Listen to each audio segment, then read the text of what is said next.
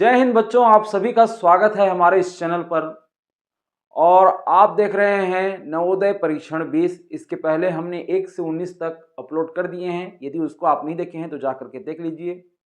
और आगे की वीडियो आपको देखने के लिए इस चैनल को सब्सक्राइब कर लेना बहुत ज़रूरी है। आप सब्सक्राइब कर लीजिए ताकि उसकी नोटिफिकेशन आपको मिल जाए। चलिए शुरू करते हैं क्लास को। पहला प्रश्न है कि 500 लीटर मिश्रण में 150 लीटर पानी और शेष शराब है। बताओ मिश्रण में कितने प्रतिशत शराब है। देखिए, शराब पीना तो बहुत ही बुरी बात है ना। लेकिन यहां पर प्रश्न है पानी और शराब का मिश्रण के बारे में।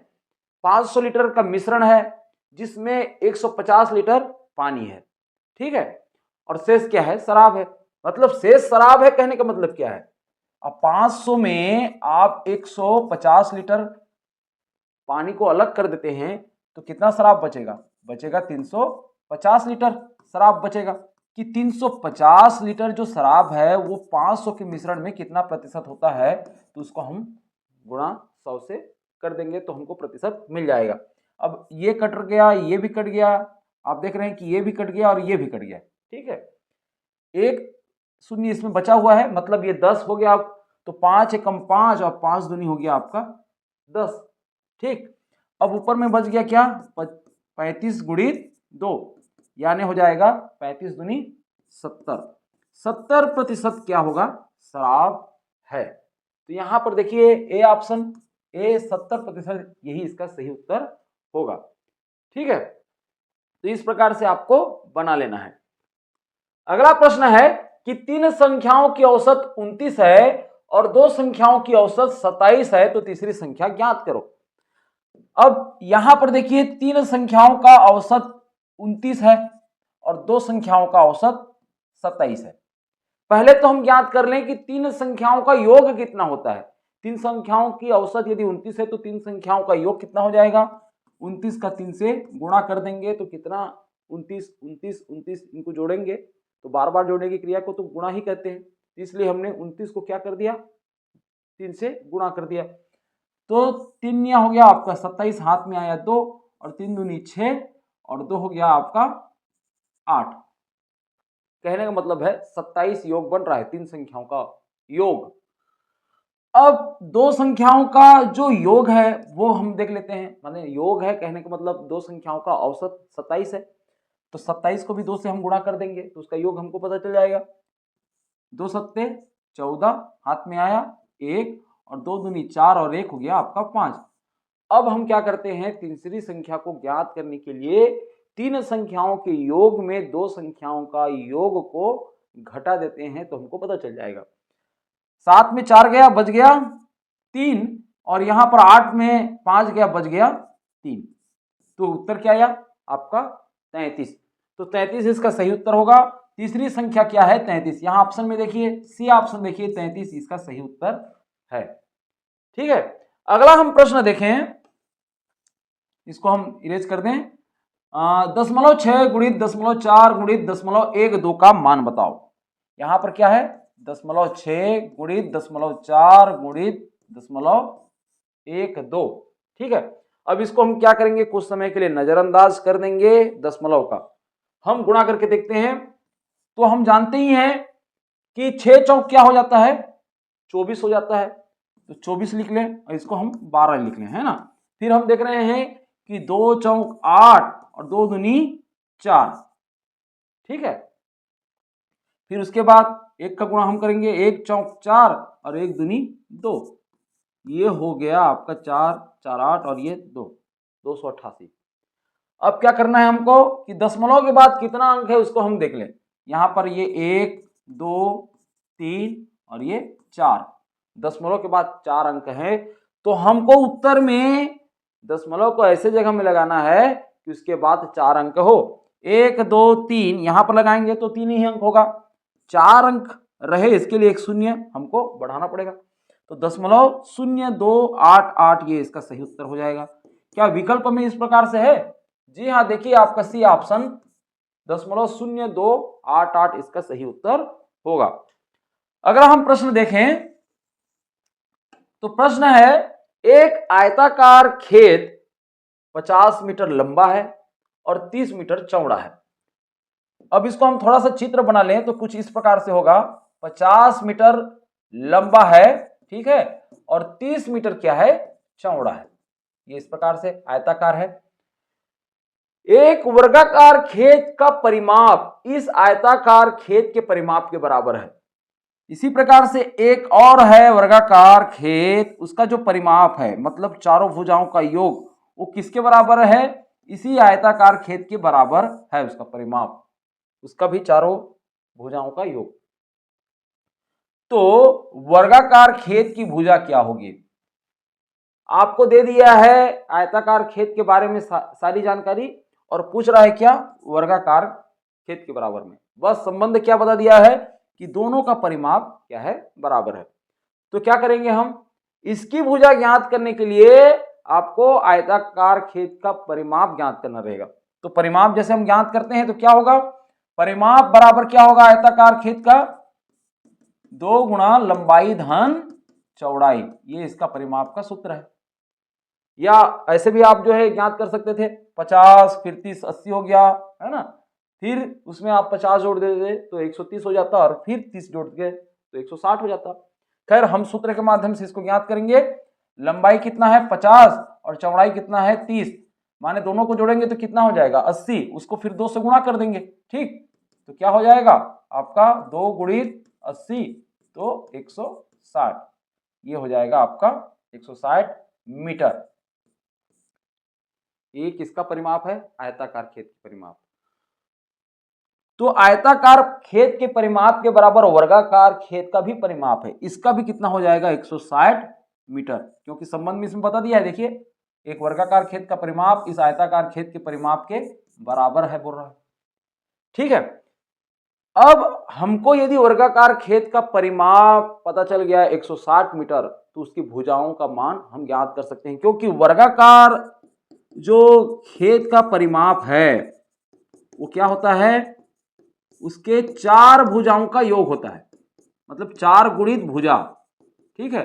अब यहां पर भुजा का मान पूछा है, भुजा का मान यदि पूछा है तो क्या होगा, ये देखिए वर्गाकार खेत का परिमाप तो 160 मीटर है, ठीक है, और हमको भुजा का मान जो है पूछा है, तो 4 को इधर हम पक्षांतर कर देंगे तो क्या हो जाएगा, इधर आकर के 4 से ये भाग चला जाएगा, 4 एकम 4, 4 चौक 16 और शून्य का शून्य, 40 मीटर होगा।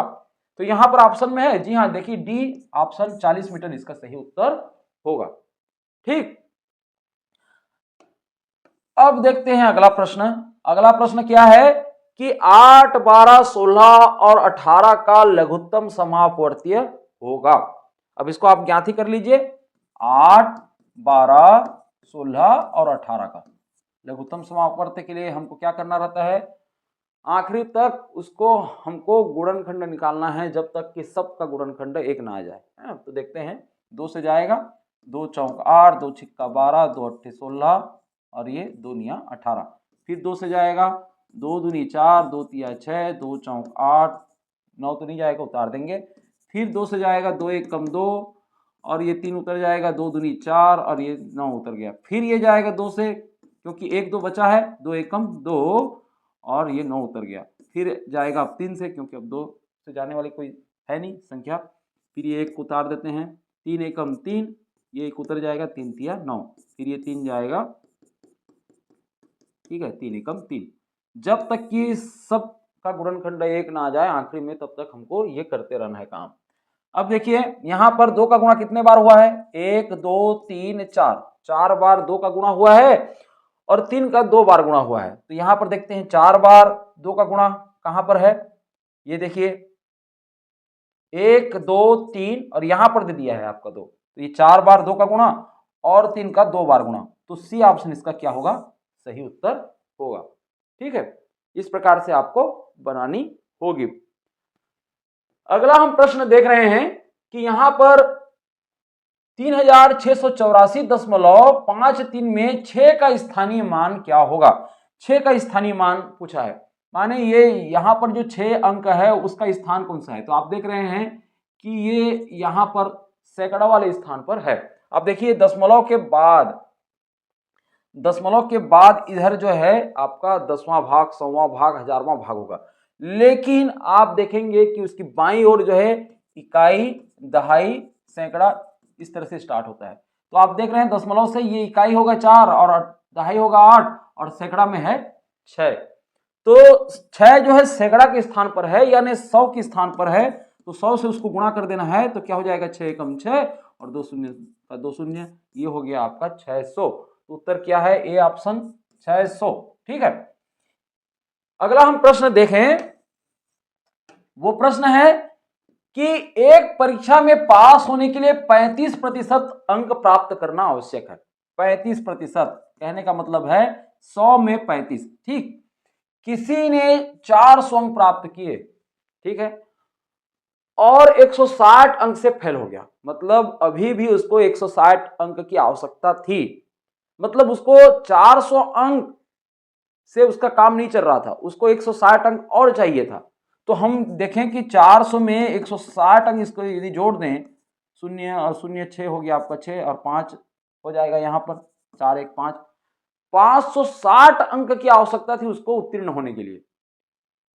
तो यहां पर पूछा है पूर्णांक कितने हैं, कितने नंबर का पेपर आया, मतलब मान लो पूर्णांक है x, तो x का यदि हम देखें 35%, यदि 35 अंक प्रतिशत पाता ना, तब जाकर के उसका 560 अंक होता।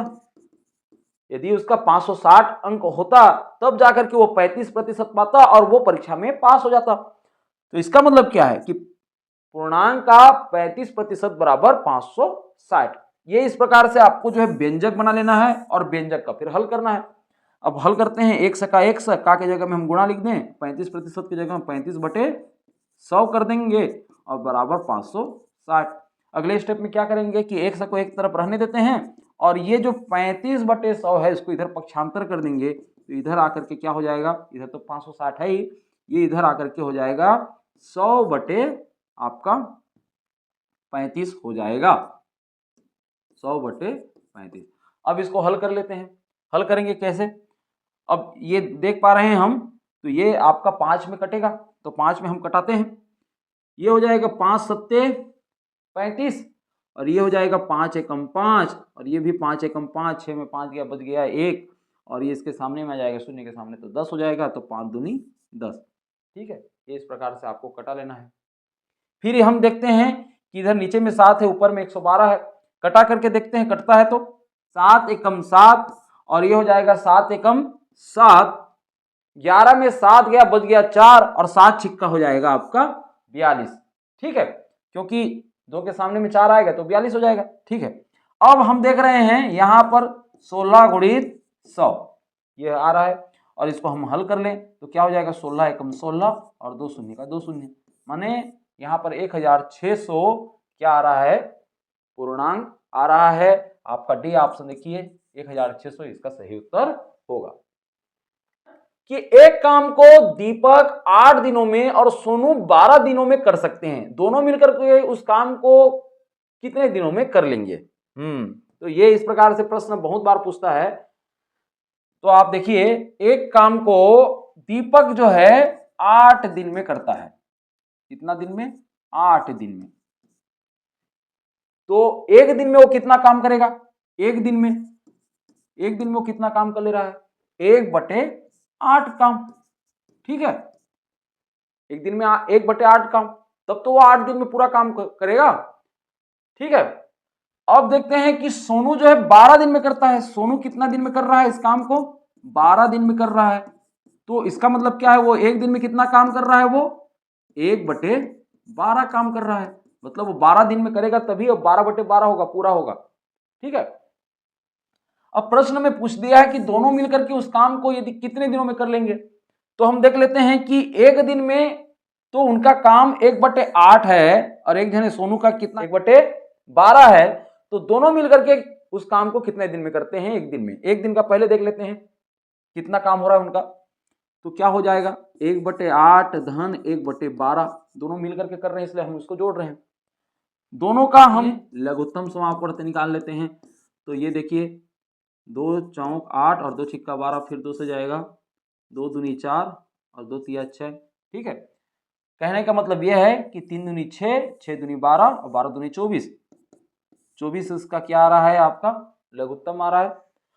और 8 से 24 कितने में कट जाएगा 8 या 24, और उस 3 का गुणा हम 1 के साथ करेंगे तो 3 एकम 3, धन का धन।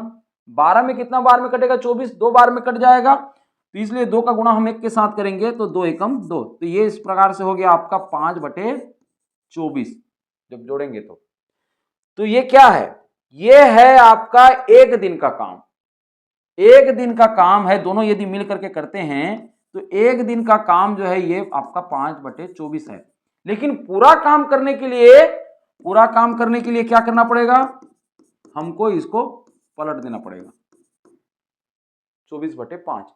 अब यहां पर 24/5 जो है विषम भिन्न है, 24/5 विषम भिन्न है। अब इसको जो है मिश्र भिन्न में आपको बदलना है, तो क्या होगा 24 को भाग देंगे 5 से तो 5 चौक 20, और शेष कितना आ जाता है 4। 4 पूरा पूरा भाग गया है, इसलिए हम 4 को सामने में लिखेंगे, और 4 शेष भी आया है उसको ऊपर लिखेंगे, और 5 की जगह में 5 लिखेंगे। मतलब क्या है 4 सही 4/5। यहां पर देखिए कि 4 सही 4/5 ऑप्शन है। जी हाँ, देखिए डी ऑप्शन आप देख रहे हैं, ये इसका सही उत्तर होगा। ठीक है, 4 सही 4/5 ये इसका सही उत्तर है। श्याम शनिवार 10 बजे अपराह्न को सोया।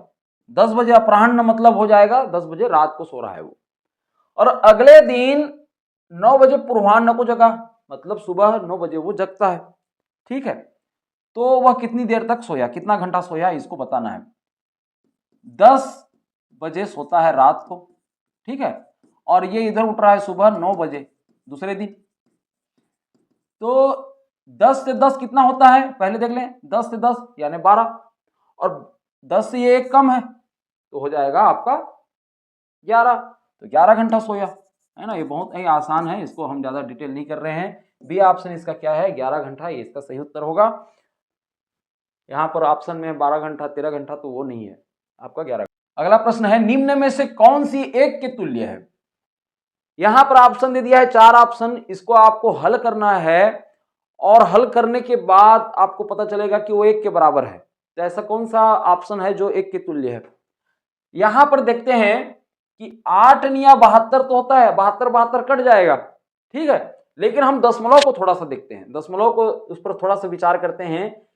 यहां पर आप देखते हो कि दशमलव के बाद कितना अंक है 1 2 3 4, और नीचे में दशमलव के बाद कोई भी संख्या नहीं है, यानी दशमलव संख्या ही नहीं है, तो इसको हम कटाएंगे भी तो आपका उत्तर जो है 1 नहीं आएगा। यहां पर भी देखें ऊपर में 1 2 3 3 है, दशमलव के बाद 3 अंक है, और यहाँ पर नीचे में हम देखें तो दशमलव के बाद 2 अंक है, तो यहाँ पर भी हम कटाएंगे तो 1 नहीं आएगा, दशमलव 1 उत्तर आएगा। यहाँ पर आप देख रहे हैं कि दशमलव के बाद 1 अंक है, और इधर दूसरा अंक है 2 अंक है, और नीचे में भी हम देखें तो दशमलव के बाद 2 अंक है, इसको हम कटाएंगे तो उत्तर आपका 1 आएगा। तो उस हिसाब से चलें तो सी उत्तर क्या है, इसका सी विकल्प ही सही उत्तर है।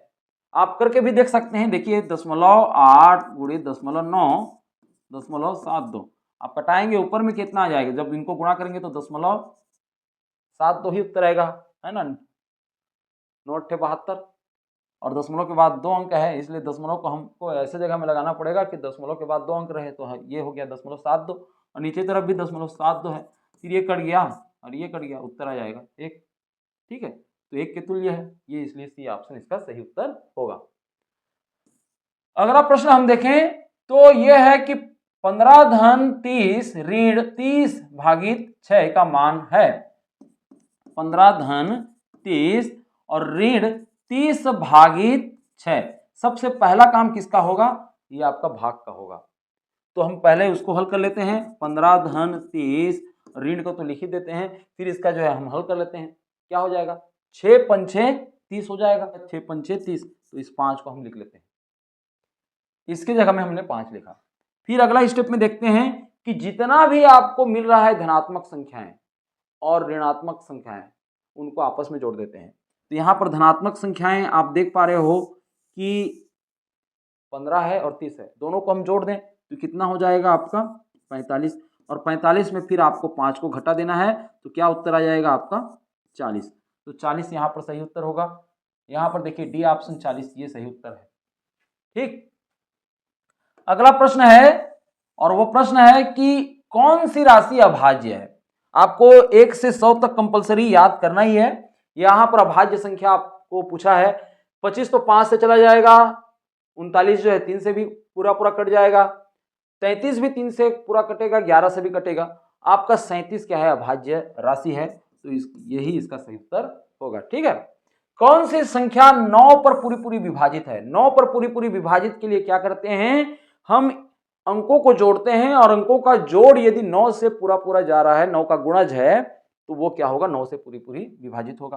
तो यहां पर हम जोड़ लेते हैं कि 7 9 9 हो गया, इसको काट लें, है ना। फिर आप ये देख रहे हैं कि 8 7 कितना हो गया, 15, और 15 और 6 हो जाएगा, 15 और 6 आपका 21, और 21 जो है 9 से ये नहीं जा रहा है, तो इसलिए पहले ऑप्शन को छोड़ते हैं, दूसरे ऑप्शन में आते हैं। यहां पर देखिए 9 कट गया, ये भी 9 कट गया, और ये 4 तो हो गया 6, ये भी नहीं कट रहा है, तो ये दूसरा ऑप्शन भी छोड़ रहे हैं। तीसरा ऑप्शन देख रहे हैं कि आपका हो गया, ये देखिए तीनों 8 को जोड़ेंगे तो 8 × 24, 24 और 3 को जोड़ दें तो 27 हो जाएगा, और 27 और 6 को हम जोड़ें तो हो जाएगा आपका 33, और 33 9 के पहाड़ा में है नहीं, तो ये भी ऑप्शन छोड़ते हैं, आपको जल्दी से बनाना है। ठीक है। अब देखें यहां पर कि 4 और 6 हो जाएगा 10, और 10 में आपका 9 को तो हम ऐसे भी काट सकते हैं, ठीक है, क्योंकि 9 तो पूरा पूरा विभाजित हो ही जाएगा। 4 और 6 हो गया 10, और 10 और 5 हो गया आपका 15, और 15 और 3 हो गया 18, और 18 जो है 3 के पहाड़ा में है, सॉरी 9 के पहाड़ा में है, 18 जो है 9 के पहाड़ा में, 9 दूनी 18।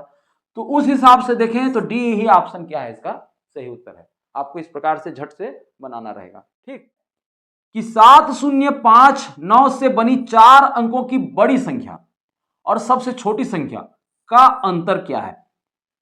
705 और 9 से बनी 4 अंकों की बड़ी संख्या, तो बड़ी संख्या हमको लिखने के लिए बड़े अंक को बड़े स्थान पर रखना पड़ेगा। तो यहां पर सबसे बड़ा अंक है आपका 9, उसको पहले बड़े अंक पहले लिखेंगे, फिर उसके बाद आता है 7, फिर उसके बाद 5, उसके बाद 0, तो ये हो जाएगा बड़ी संख्या। अब छोटी संख्या लिखने के लिए क्या करना पड़ेगा, सीधा हम 0 को सामने लिख देंगे तो वो 3 अंक का मान हो जाएगा, इसलिए सीधा हम 0 को पहले नहीं लिखेंगे, उसका कुछ मान ही नहीं रहेगा। छोटी अंक क्या है, ये है 5, तो 5 को पहले लिखेंगे, फिर 0 को लिखेंगे, फिर 7 को लिखेंगे, फिर 9 को लिखेंगे, फिर इसका अंतर कर देंगे।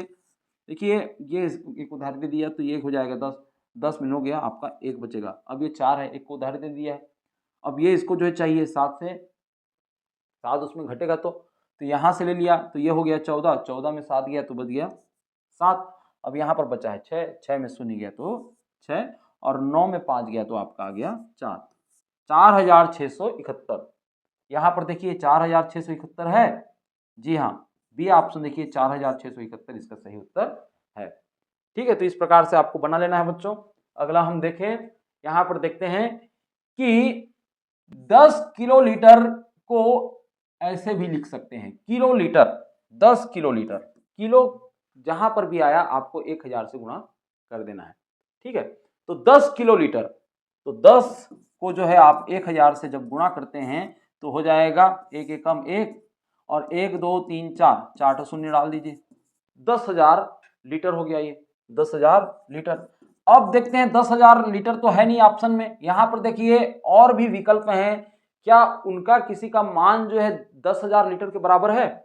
तो हम यहां पर देखते हैं कि ये 10,000 डेसीलीटर, ये तो नहीं होगा। यहां पर हम देखें कि 1000 डेका लीटर, और डेका का मान क्या होगा, डेका मतलब 10 से आप वो करेंगे, तो यहां पर देखिए 1000 डेका लीटर। ठीक है, डेका को हम क्या कर देंगे, 1000 को आपको डेका की जगह में 10 लिख देंगे। ठीक है, और इसको गुणा करते हैं तो देखिए 1 एकम 1 हो गया, 1 2 3 4, 4 शून्य यहाँ पर भी डालें तो ये हो गया 10,000 लीटर के बराबर। तो उस हिसाब से हम चलें तो बी ऑप्शन क्या होता है, इसका सही उत्तर होता है। तो बी क्या है, इसका सही उत्तर है। समपंचभुज के अंदर का कोण होगा, समपंचभुज, सम यानी समान, अपंचभुज यानी पांच भुज, तो इस प्रकार से आकृति होती है समपंचभुज। तो अंदर का कोण यानी अंतः कोण की बात हो रही है, इसके अंदर में कितना अंश का कोण बनेगा। उससे पहले आपको जानकारी और दे दूं कि त्रिभुज के अंतः कोणों का योग होता है 180 अंश, और चतुर्भुज के अंतः कोणों का योग होता है 360 अंश। ठीक है, ये इस प्रकार से संबंध को देखिए, ये किस प्रकार से संबंध रहता है। संबंध कुछ इस प्रकार से रहता है कि जितना भुजा है, भुजा को हम मान लें n, तो जितना भुजा है उसमें हमको 2 घटा देना है और 180 से गुणा कर देना है। ये इसका संबंध है, ये सूत्र आप देख लेंगे। यहां पर त्रिभुज का हम देखते हैं, 1 भुजा 2 भुजा 3 भुजा, 3 भुजा में माने 3 में 2 गया, बच गया 1 का गुणा हम 180 से करें, इसलिए 180 अंश आया है। उसी प्रकार से चतुर्भुज का देखें, चतुर्भुज में 4 भुजाएं हैं, 4 में 2 घटा देंगे तो 2 बचेगा और 2 का गुणा हम 180 के साथ करेंगे तो 360 आया है। तो अब आप लोग समझ गए होंगे कि पंचभुज के अंतः कोणों का योग कितना होगा। पंचभुज के अंतः कोणों का क्या हो जाएगा, भुजाओं की संख्या 5 है, 1 2 3 4 5, पंचभुज का नाम ही है इसलिए पंचभुज, 5 भुजा। तो 5 में आपको 2 घटा देना है, तो जितना उत्तर आएगा, क्या उत्तर आएगा, 3 आएगा और 3 का गुणा हम 180 के साथ कर देंगे तो 18 तिया आपका हो जाएगा 54 और 1 शून्य का 1 शून्य, यानी 540 अंतः कोणों का योग है। अब हमको तो पूछा नहीं है कि समभुज के अंतः कोणों का योग क्या है, हमको पूछा है अंदर का कोण का मान क्या होगा। तो 540 ये जो अंतः कोणों का योग आया है। अब आप देख रहे हैं कि 1 2 3 4 5, 5 कोण है तो 5 से इसको क्या कर देना है, आपको भाग कर देना है, तब तो एक कोण का मान पता चलेगा। अब यहां पर देख रहे हैं कि 5 एकम 5, 5 एकम 5, ठीक है, और ये 5 में 4 नहीं कटेगा तो 5 शून्यम शून्य कर देंगे। फिर नेक्स्ट स्टेप में आपका 40 हो जाएगा, शून्य फिर उतारेंगे तो 5 अट्ठे हो जाएगा आपका 40। ठीक है, आप 540 को 5 से भाग करके देख लेंगे तो ये हो जाएगा 108 अंश। कहने का मतलब ये है कि सम पंचभुज के अंतः कोण माने अंदर का कोण का मान होगा। ये डी ऑप्शन इसका सही उत्तर है। एक घनाभ के कितने किनारे होते हैं, ये प्रश्न है। तो यहां पर आप घनाभ की आकृति को देखते हैं तो क्या होगा, देखिए घनाभ का जो कोना होता है, शीर्ष होता है, वो किस तरह से रहता है।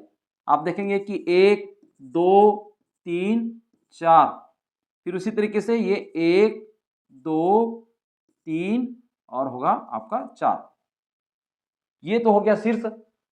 अब हम यहां पर देख रहे हैं कि कितने किनारे होते हैं, ये 1 किनारा, ये 2 किनारा, 3 किनारा और ये 4 किनारा। उसी प्रकार से ये 5 किनारा, 6 किनारा, 7 किनारा और ये 8 किनारा, फिर ये 9 और फिर ये हम देखते हैं 10 और ये फिर 11 और ये 12। ये इस प्रकार से 12 किनारे होते हैं। ठीक है, ये तो आप चित्र के माध्यम से इस प्रकार से बना करके सी ऑप्शन 12 किनारे होते हैं, ये आराम से जान जाएंगे। अगला प्रश्न है कि एक हाल 15 मीटर लंबा और 12 मीटर चौड़ा है, 2 × 3 वर्ग मीटर के कितने केबिन बनाए जा सकते हैं। देखिए हाल का जो क्षेत्रफल क्या है, 15 मीटर × 12 मीटर, ये हाल का क्षेत्रफल हुआ, उसकी लंबाई और चौड़ाई देखें तो, और जो केबिन का जो क्षेत्रफल है वो क्या है, 2 × 3 वर्ग मीटर की बात हो रही है। तो हम क्या करेंगे, हाल के क्षेत्रफल में केबिन का क्षेत्रफल को हम भाग दे देंगे, तो 2 × 3 ये वर्ग मीटर हो गया। ठीक है, अब ये कट रहा है तो कटाते हैं, देखते हैं यहां पर 3 एकम 3 और 3 पंचे 15, ये कट गया। उसी प्रकार से 2 एकम 2 और 2 छिक्का हो गया आपका 12।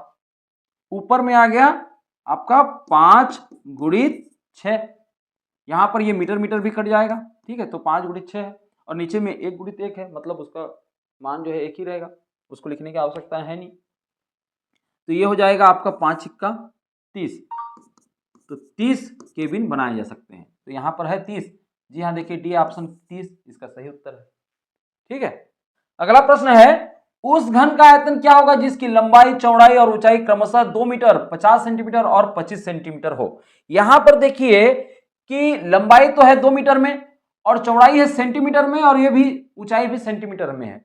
विकल्प में हम देखें, उत्तर के विकल्प में तो मीटर में दिया है, घन मीटर में, तो हमको सेंटीमीटर को मीटर में चेंज करना रहेगा।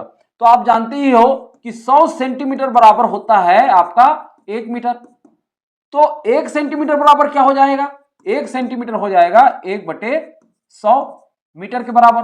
ठीक है, अब यहां पर देखते हैं कि 50 सेंटीमीटर कितना होगा, तो 50 सेंटीमीटर आपका हो जाएगा 50/100, 50 से गुणा हो जाएगा तो 50/100 मीटर हो जाएगा। और उसी प्रकार से 25 सेंटीमीटर जो है आपका हो जाएगा 25/100, ये मीटर के बराबर हो जाएगा। अब आते हैं कि घन का आयतन क्या होगा। घन का आयतन होगा लंबाई गुणित चौड़ाई गुणित ऊंचाई होगा। ठीक है, लंबाई का मान कितना दिया है, यहां पर 2 मीटर दिया है, चलिए 2 लिख देते हैं। फिर चौड़ाई का मान कितना हो गया, मीटर में हम उसको लिखें, सेंटीमीटर को मीटर में लिखेंगे तो ये हो जाएगा 50/100। और ऊंचाई का मान क्या हो जाएगा 25/100। ये सारे जो है मीटर में है। ठीक है, तो हमारा अब उत्तर भी मीटर में ही आएगा। देखते हैं ये हल होता है कि नहीं। 50 से कम 50 और 50 दूनी हो जाएगा 100। ठीक है, उसी प्रकार से देखिए 25 से कम 25 और 25 चौक हो जाएगा आपका 100। यहां पर ये 2 कट जाएगा, ऊपर का ये 2 कट जाएगा। अब क्या बच रहा है, ऊपर में क्या बच रहा है आपका, देखिए ऊपर में एक ही एक है और नीचे में आप देखेंगे तो केवल 4 है। तो ये हो गया 1/4। ये क्या हो जाएगा आपका, ये भी मीटर था, ये भी मीटर था, ये भी मीटर था, तो मीटर का घात 3 हो जाएगा, या कहें घन मीटर हो जाएगा। तो 1/4 इसका घन मीटर होगा। सी ऑप्शन देखिए ये इसका सही उत्तर है, 1/4 मीटर का घन। ठीक है, अगला हम प्रश्न देखें, उससे पहले इसको इरेज कर लें सबको, कि इनमें से कौन सा कथन सही है, कौन सा कथन सही है। मान लो देखिए लाभ का हम सूत्र लेते हैं। लाभ का सूत्र, लाभ कब होता है, लाभ तभी होता है ना जब हमको जो है पता चलता है कि विक्रय मूल्य माने बेचने का मूल्य हमको ज्यादा मिला हुआ है, तो हम क्रय मूल्य को उसमें घटा देते हैं, तब जाकर के हमको पता चलता है कि हमको लाभ हुआ है। तो यहां पर हम देख रहे हैं कि लाभ बराबर तो होगा आपका विक्रय मूल्य ऋण क्रय मूल्य, ये ऑप्शन जो है बिल्कुल गलत हो गया। और कहां पर है लाभ, लाभ की बात तो है नहीं, हानि हानि है सब में। अब हानि बराबर क्या होता है, हानि बराबर होता है क्रय मूल्य ऋण विक्रय मूल्य। ठीक है, अब यहां पर देखिए क्रय मूल्य ऋण विक्रय मूल्य, यहां पर तो दे दिया है आपका हानि बराबर विक्रय मूल्य ऋण क्रय मूल्य, ये तो लाभ का सूत्र है, ये भी कट गया। अब इसी सूत्र के आधार पर बाकी विकल्पों को भी हम चेक कर रहे हैं। तो यहां पर ये हो जाएगा ऋण विक्रय मूल्य, इधर इधर पक्षांतर कर देंगे तो क्रय मूल्य बराबर क्या हो जाएगा ये पता चल जाएगा। तो क्रय मूल्य बराबर क्या हो जाएगा, आपके हानि है इधर, हानि तरफ आकर के ये विक्रय मूल्य क्या हो जाएगा, जुड़ जाएगा विक्रय मूल्य। तो ये हो जाएगा क्रय मूल्य बराबर हानि धन विक्रय मूल्य। उस हिसाब से देखें तो ए ऑप्शन क्या होता है, सही उत्तर ये है। ठीक है, तो ये कथन जो है सही है। बाकी हम देखें ये सी ऑप्शन जो है विक्रय मूल्य बराबर क्रय मूल्य धन हानि की बात कर रहा है। तो यहां पर आप इसको जो है हानि को इधर पक्षांतर कर दोगे तो हानि जो है क्रय मूल्य में जाकर के ऋण हानि बनेगा, न कि धन हानि बनेगा, इसलिए ये ऑप्शन भी गलत है। सही उत्तर क्या है, ए ऑप्शन, ये सही उत्तर रहेगा। ठीक है, तो ये इस प्रकार से आपको जो है हर गणित को बनानी है। आशा है आप लोगों को सारे प्रश्न के उत्तर मिल गए होंगे। हम मिलते हैं नेक्स्ट वीडियो में।